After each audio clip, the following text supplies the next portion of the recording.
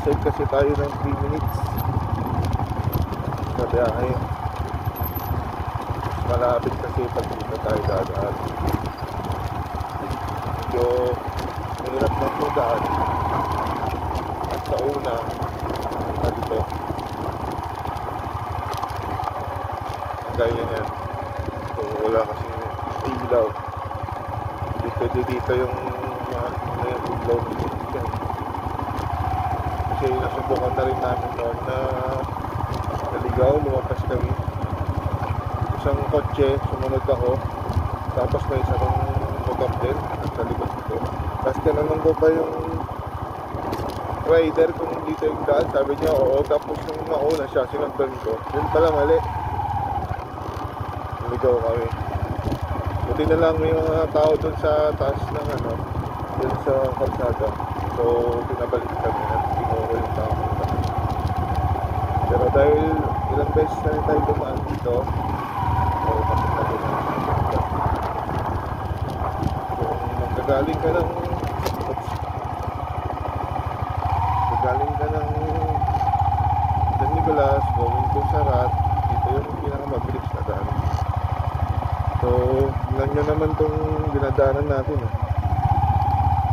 buhangin, pero hindi siya basta buhangin na pino na po buhangin yan, pine sand. Mas pino pa yan sa Boracay sand. So pag malakas yung agos ng tubig, lalo na kung may bagyo, syempre inaanod ng malakas na tubig itong mga buhangin na to. Dahil sobrang pino siya, so natatangay yan hanggang doon sa dagat. So mula Sarat, tatabol dyan hanggang Lawag, exit dyan sa may ilog sa may Gabo Lapas. Tapos yun yung napupunta sa tabing dagat. Pero dahil yung buhangin is maliit o pino, tinatangay yan ng hangin, binubuhat yan ng hangin. Yun yung nagpo-form na sand dunes. Ngayon dito sa may Lapas, sand dunes, sa Suba, sa Paway, Suba, Paway, sand dunes. So yan yung dahilan bakit nagkakaroon ng sand dunes. Dito nang gagaling.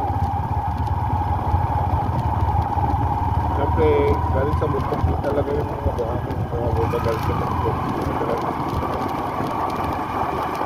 Kaya so nakikita niyo yung mga plug na yan. Dito pa ng mga ayan yung plug. Yan yung susundan natin para hindi tayo maligaw, kasi wala kasing ilaw dito. Ilaw lang ng motor. Pero don't worry, alam na natin yung daan. Una talaga nahirapan ako first time mo.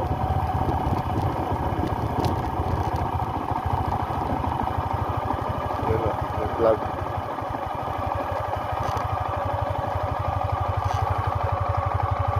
May plug dito.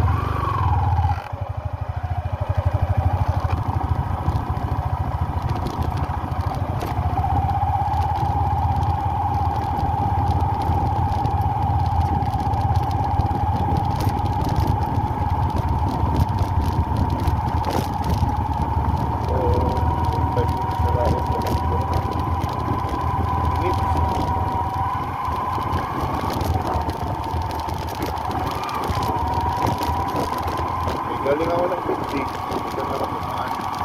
Parang hindi ko rin kasi dala yung dress ko, nalimutan ko. Sa Lawag tayo dadaan, sampaan pa tayo, checkpoint tayo, nakasing dalang dress. Kaya dito na lang po ako dumaan.